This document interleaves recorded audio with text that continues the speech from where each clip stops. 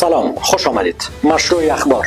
ندا محمد ندیم وزیر تحصیلات عالی طالبان میگوید که اطاعت از هیبت الله آخوندزاده رهبر غایب این گروه به مثابه فرمان برداری از پیامبر خدا است. وزارت تحصیلات عالی طالبان یک نوار صوتی منسوب به ندا محمد ندیم را منتشر کرده است که در آن درباره فرمانهای هیبت الله آخوندزاده صحبت می‌کند.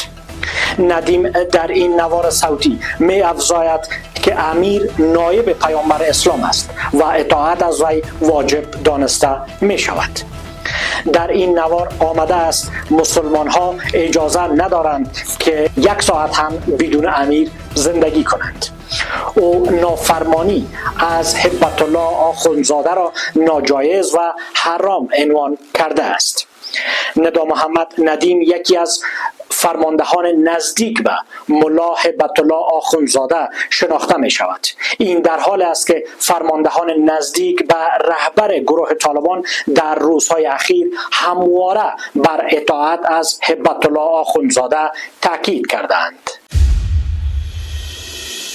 Birleşken Milletler Təşkilatının insanseverlik yordamlarını həmahang qiluvchi daftari o'choning aytishicha, toliblarning cheklovlari bois bir qator oilalar bolalarini ta'limga diqqat qilishidan voz kechganlar.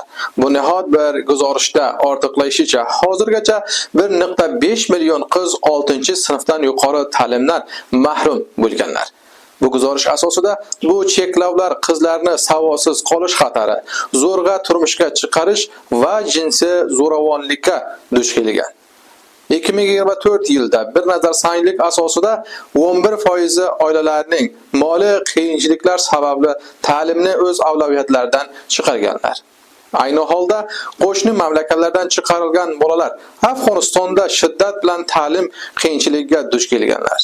Ushbu holda UNICEF ham bir guzarishda e'lon qilishicha 2025 yilda 2 milliondan ko'proq qiz Afg'onistonda o'rta ta'limdan mahrum bo'lganlar.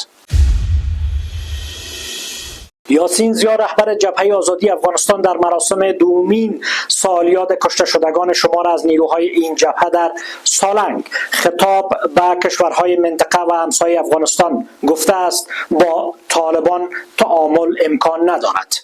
آقای زیا در این مراسم مجازی که به صورت آنلاین برگزار شده بود گفته است طالب دوست هیچ کس شده نمیتواند. هر کس پول بیشتر دهد سرباز آن خواهد بود. او از کشورهای منطقه و همسایه خواسته است در کنار مردم افغانستان قرار گیرند. Afg'onistondagi Birlashgan Millatlar Tashkilotining Jamiyat Sandig'i UNIFO'ning aytishicha, Pokistondan afg'onistonliklarni chiqarilishining ikkinchi bosqichi boshlanishidan beri hozirgacha chegara mintaqalarining sog'lik markazlarida 17 ayol bola dunyoga keltirganlar. Afg'onistondagi Birlashgan Millatlar Tashkilotining Jamiyat Sandig'i bir xabarnoma tarqatib yozishicha, chegaraning sifri nuqtasida viloyat mavjudlari sog'lik muroqabalariga jiddiy zarurat borligini ko'rsatadi. Xabarnomada kelishicha o'tgan 2 hafta ichida Pokistondan chiqarilgan 12 ayol sifir nuqtasida o'rnashgan boshlang'ich sog'lik markazida va boshqa 5 ayol ham kasalxonani ojil bo'limida bolalarni dunyoga keltirganlar. Falastin rasmiylarining aytishicha, Isroilning G'azadagi uyushtirgan hujumlari oqibatida eng oz 15 falastinlik qurbon bo'lgan. Xalqaro rasmlarga ko'ra, bu kishilar dushanba kuni Isroil ordusining G'azada uyushtirgan hujumlarida halok bo'lganlar. Ma'lumotlarga ko'ra, ushbu kishilarning ko'pinchasi G'aza shamol va janubida ovoralar kamplaridagi hujumlarda halok bo'lishgan.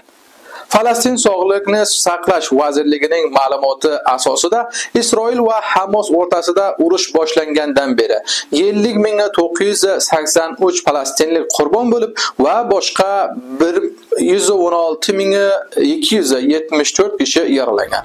Va Isroil ham Hamasning bu mamlakatga hujumlari oqibatida 1129 vatandoshini qo'ldan bergan.